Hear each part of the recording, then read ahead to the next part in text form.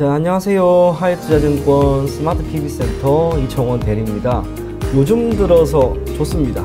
시장도 나쁘지 않고요. 필라델피아 반도체 지수의 상승과 엔비디아의 훈풍, AI 이슈 그것 때문에 우리나라의 증시도 나쁘지 않습니다. 하지만 지금 이 친구의 흐름이 더 좋습니다. 비트코인. 주위에 비트코인 하는 사람들이 점점 늘어나고 있습니다. 제 주위에도 하는 친구들이 조금씩 있고요.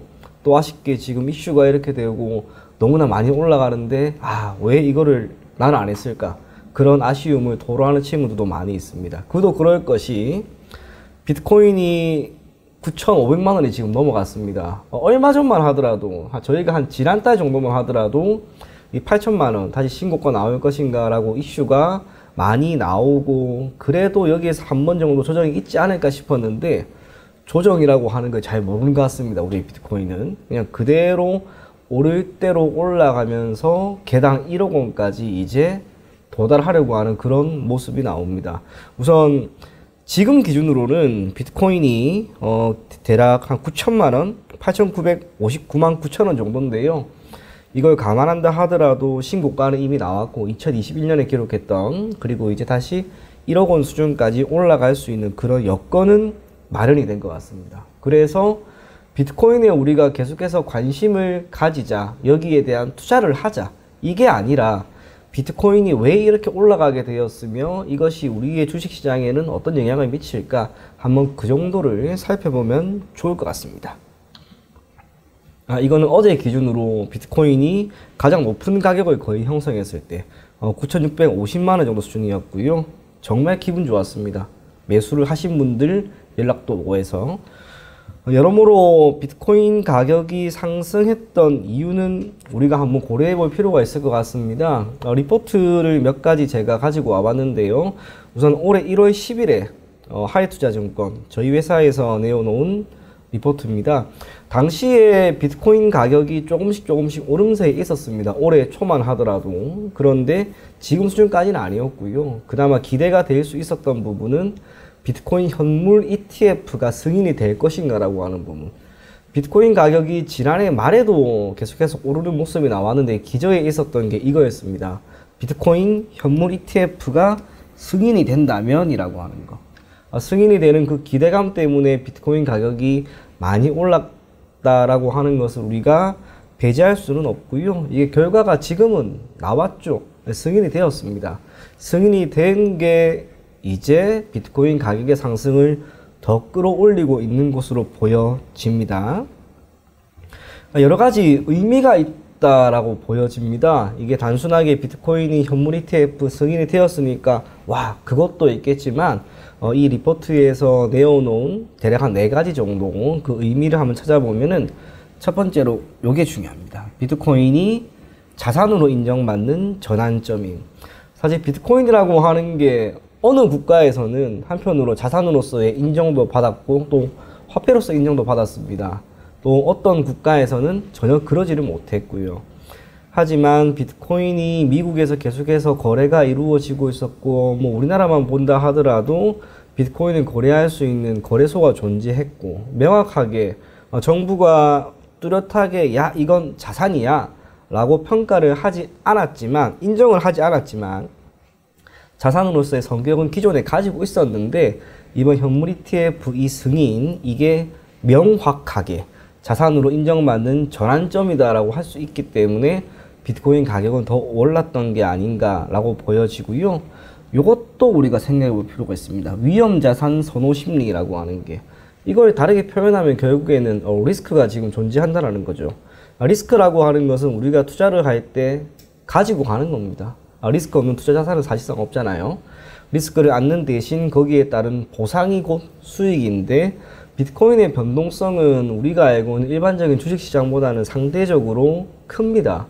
산재되어 있는 리스크의 크기가 크다는 것은 투자에 따른 기대 수익도 높아야 된다는 거. 그걸 반영하고 있는 거라고 보여지고요. 세 번째로는 기술 혁신 사이클에 대한 시장 신뢰도 강화. 이건 여러 가지로 생각해 볼 수 있겠지만 정부 정책과 어느 정도 연관이 되어 있는 것으로 보여지고요. 네 번째로 달러와의 미묘한 관계. 요거를 한번 읽어 드릴게요. 비트코인이 당장 달러화를 대체할 기축통화 같은 역할을 하기는 힘들다. 그러나 각국 중앙은행이 디지털 통화 도입을 고민하고 있고 제도권으로 편입된 비트코인이 정말 금과 같은 달러 대체제 역할을 해나갈 가능성을 배제하기 힘들다. 여기서 키워드는 이제 금이라고 하는 게 되겠죠. 금도 사실상 통화입니다. 통화. 금이라고 하는 게 뭐 시장이 좋지 않거나 경제 상황이 좋지 않을 경우에는 가격이 오히려 올라가는 그런 경제 상황과 금 가격이라고 하는 게 일정 부분 역의 상관관계를 가지게 되는데, 비트코인은 이게 좀 특별한 친구입니다. 때에 따라서는 시장과 비슷한 수준의 상관관계를 보이다가 지난해 특히 대략 8월 정도로 제가 기억을 하는데요. 그 당시에 시장이 안 좋았는데 비트코인 가격은 막 올라갔어요. 왜 올라갔냐라고 살펴봤더니 비트코인이 안전자산에 대한 선호 심리가 확대되었다라고 하는 것 때문에 올라갔습니다. 그러면 그 이후로 시장이 괜찮아졌을 때는 비트코인이 역의 상관관계를 보이면서 빠질 거라고 하는 전망도 있었는데 더 탄력적으로 올라갑니다. 적어도 최근 한 6개월 정도의 움직임만 본다면 비트코인은 시장이 안 좋을 때도 올라가고요. 시장이 좋을 때는 더 가파르게 올라가는 경향을 보였습니다. 뿐만 아니라 이제 ETF 승인도 받았고 사실상 미국 정부에서도 비트코인이라고 하는 것을 명확하게 화폐로, 증권으로 인정하지는 않고 있지만 묵시적으로는 인정을 하는 셈이기 때문에 이후로 뭐 경제가 더 성장을 하고 금융시장이 더 활발하게 움직이는 가운데 비트코인도 한편으로 하나의 자산으로서 명확하게 인정을 금처럼 받을 수 있지 않을까. 그게 큰 의미가 있는 것 같습니다.